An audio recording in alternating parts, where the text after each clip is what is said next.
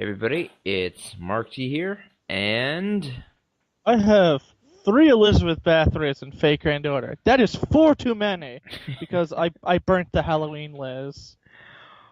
I swear to God, at least like three of these podcasts, you mentioned that. In three of them. It's I'm salty madness. about fake granddaughter right now. Anyways, we're here to talk about OVA 1 and OVA 4 of Season 2 of Black Butler. Why are Because they... we're mad at some sort of hat making fellow. If only there was a haberdasher, a mad as a haberdasher. You might be wondering why we jumped from 1 to 4. Well, Black there's Butler's made by crazy people. there are two. There's OVA 2 and 3, and they have nothing to do with the whole Ciel in Wonderland. So, Yeah, if someone who's seen them, one is basically like those old Disney DVD, hey, take a tour of the Beast Castle kind of things. hmm. Um, with you as some friend of Elizabeth, who's a better Elizabeth than Elizabeth Bathory. She'd be a saber, not a lancer. God, you I'm keep just calling them as I plugging. see You them. keep plugging it. You might as well just pay us to mention the damn game. Oh man, if I got paid to mention fake granddaughter, I'd be happy. I'd be to burn all of that money on fake granddaughter. They're basically not even paying me.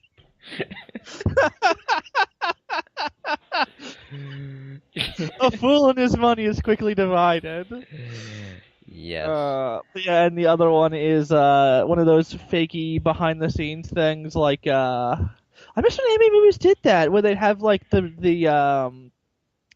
bloopers, but the bloopers were done by the animated characters. Hmm. The Barbie movies did those. There's a lot of really fun ones with that. Oh, you mean like how like they did like that? Was it the last scene in like Toy Story 2 where like it's bloopers with the characters? Yeah, Yeah. Okay. I missed those. Those are really fun. Yeah. In any case, time to talk about what we're actually here to talk about, which is Ciel in Wonderland. And we're done talking about Ciel. Nothing much happened. No, honestly, I'd say again, I'm not the most familiar with Alice in Wonderland, except for like some of the characters. By the way, I don't think we ever see Tweedledee and Tweedledum, which I call bull crap. Yeah, we don't get the more notable ones. We don't get are Tweedledee and Tweedledum, and no Walrus and Carpenter. Hmm. Yeah. Although I will tell you, the card thing at the end that actually did happen. Hmm. Yeah, a lot of adaptations change it because Alice getting dogpiled by cards and then waking up is kind of a cop out. Yeah. But I believe that there was a sequel which is Alice with a Looking Glass Hmm. that sort of continues the story. Yeah. I think the thing is a lot of it comes from depending on the two versions because one's got a chess motif, one's got a card motif. I'm not. My sister's well versed in Alice in Wonderland, so I'm mostly gleaming this off things she said and Hmm. things you know. Hmm. I'll be honest. The most I know about Alice in Wonderland is that live action movie that I actually found quite enjoyable. Not even the Disney movie. Not even the Disney movie. Actually, I was talking about this anyway. Not that terrifying one where the Jabberwocky appears and it makes everybody piss themselves. You said the live action one. Yeah, no, there were two. There were two live action Alice in Wonderland If movies it's from did you? Disney. Do you not remember that? I remember there was a horrifyingly Johnny Depp one. It was just like so Johnny Depp that they literally made a sequel just about Johnny Depp's character. Again, the first one was the only one I saw. I do want to watch the animated one eventually, though. My point Like is, I like the Mad Hatter, but Johnny Depp, dude, calm down. You're not the main character in these movies. yes. Also, there weren't enough sword fights in this Alice in Wonderland. Oh God. But yeah, I actually really liked it, and I will say for most of the characters that they chose to play certain parts, Lau in particularly, I guessed way before it even showed up. Because I mean, And come yet you on. didn't guess the Underhatter. Yes. He's the only guy who wears a top hat. Hmm. I also like that, apart from the three servants showing up briefly in both, and of course the White Rabbit and Alice, Grell's actually the only one that turns up in both of them. I do like the fact that I mean, again, she doesn't have a particularly big role in the first half, but she does do quite a bit. Well, not even quite. She has a few scenes, and then she plays essentially all of the cards in the courtroom scene, which is. Yeah, that was great when the Grells show up as the cards. Yes, but it was boring Butler Grell. Aw, come on, Butler Grell's adorable. Look at the giant hair bow. If she's not falling down the stairs backwards on a tray, then I give no crap. Yeah, I love the joke in her introduction where you've got the tiger on someone's like, and I knew it was gonna happen, so I'm just waiting for it, and then all of a sudden it's just Cheshire Growl, and then the Duchess is like, she's been here the whole time. What are you talking about? And then she basically starts just rubbing against Agnes because I think she's in heat. And you know what helps deal with a cat in heat? What? Black pepper!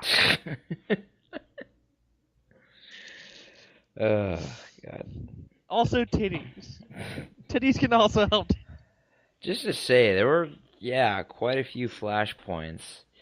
All I can say is,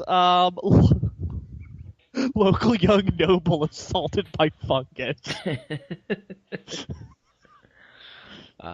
Actually, one point I really liked is just we get to see probably the closest we'd ever get to see of an adult version of Ciel.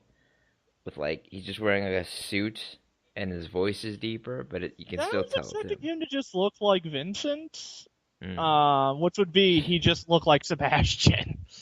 But, no, he actually does have his own, I mean, it's a bit Vincent-y, but the hair's very different. Cause he's basically got, like, the Ciel, big fringe.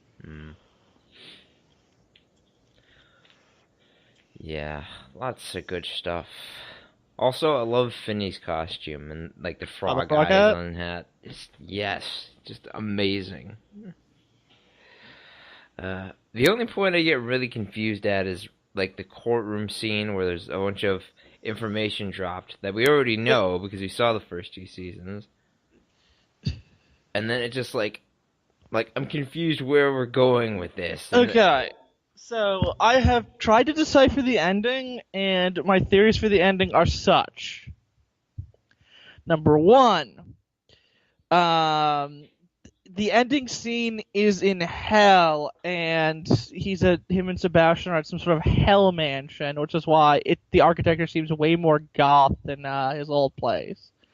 Two, he's dead, and I don't know, anywhere from the beginning of Season 2 to the end of Season 2 were all a weird dying dream as he was getting his soul ate by Sebastian, and then Sebastian, the creepy bastard, kept the boy corpse. I'm gonna make a puppet out of him. Or, number three, he's a demon, and he's gone back to the mansion, but now he's in his goth phase. Okay. Each more likely than the last. In any case, it was a strange ending, but for the most part, just like going through the general story was actually very entertaining. We even get to see Pluto. I'm gonna get one of my favorite characters as the Mad Hatter, Mr. Undertaker. And we also get your absolute favorite character as the Mock Turtle. No, you. I love when he puts on the Robin outfit and just the edge in your voice as you are terrified that Druid's gonna show up. Yeah. And then it's just like, oh fuck.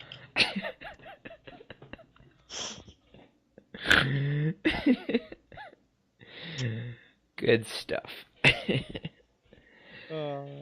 I'm glad his shell exploded. That guy's an asshole.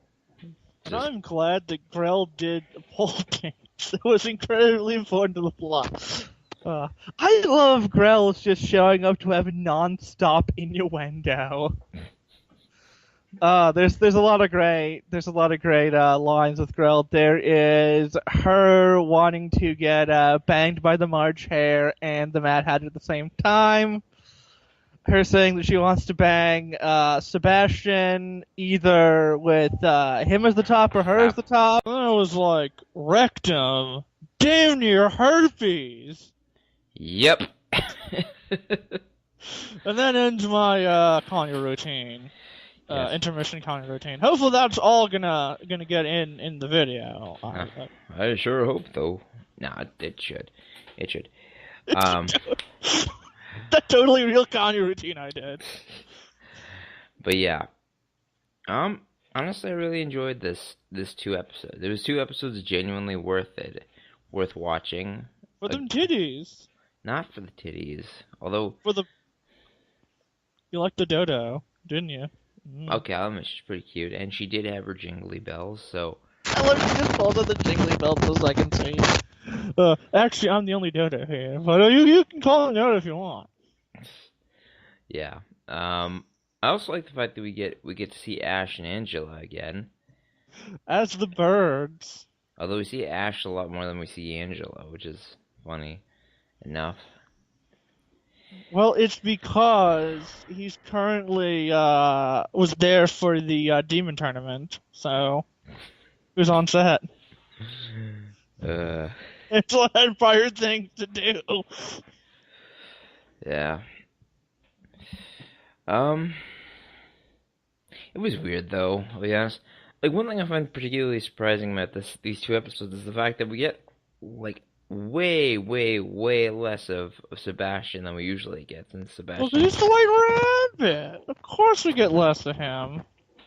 Him and his darn pocket watch, and his there was. I did have a pocket watch. I guess he did because he's the White Rabbit. I only remember the March Harris pocket watch, but like my eyes begin to like burn horribly whenever I stare at Sebastian. So I don't know.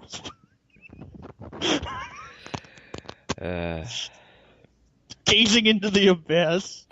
But yeah, I do like the callback. I think this episode has probably had more callbacks than any other, except we didn't see Claude or Jim. Yeah, we got no one season 2, but we did get the ring scene from with the flower ring from season. Because I'm pretty sure that was in season 2 when.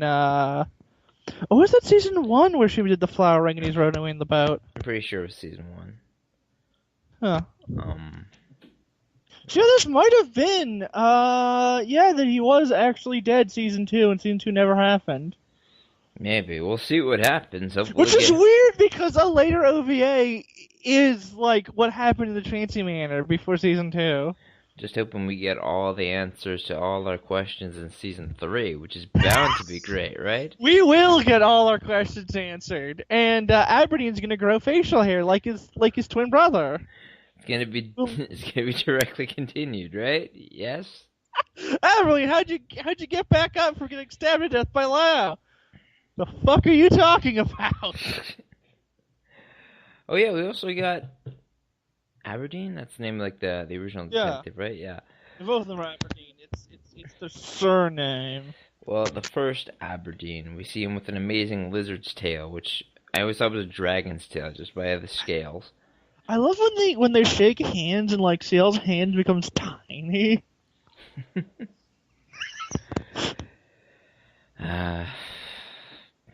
Good stuff. In any case, actually, I'm gonna talk to you. Like, are we gonna do the live action movie before or after season 3? We should do it before because the live action movie is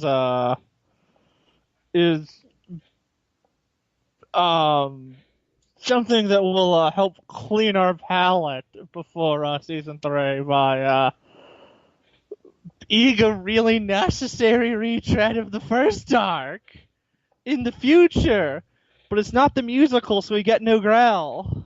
It's gonna answer all the questions, though, right? It's gonna tell us that maybe Ciel actually lives? And there's some guy who based his entire life on being like Undertaker? And apparently, like, all Tanaka's inherit being Tanaka. It is, it's so silly. We gotta do it before we get to the serious season 3, where, like, it gets back on the rails of the manga. It's set in a circus, because, you know, circuses are super serious, right? Yeah? Have I showed you the Will uniform? Because Will's suit in it is, literally the worst suit I have ever seen on a clown being worn by a man who is not a clown. Yes. In any case, I'm optimistic. To be perfectly honest, I'm going to say this right now. When we first started this this review series, I did not think I'd actually get into Black Butler as much as I had.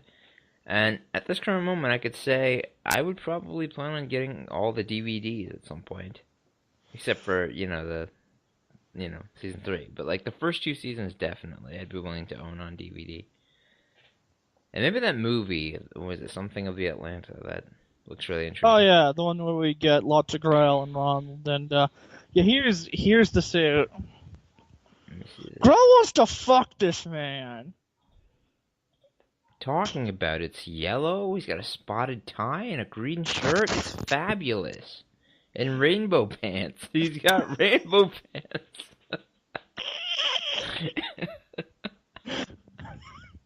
Grell, get better standards. Fuck Agni, for God's sake. Like, I mean, he looks... I don't know what to call him. He looks... This is his attempt to blend in at a circus. He looks like the man with the yellow hat from Curious George.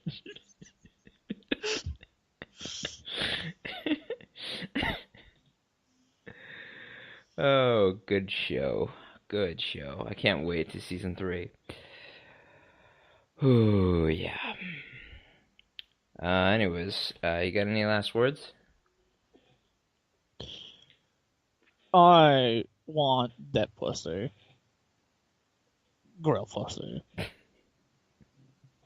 Cat. For sex. Actually, you know what I'd love to see, despite the fact that because I mean, it's called Wonderland.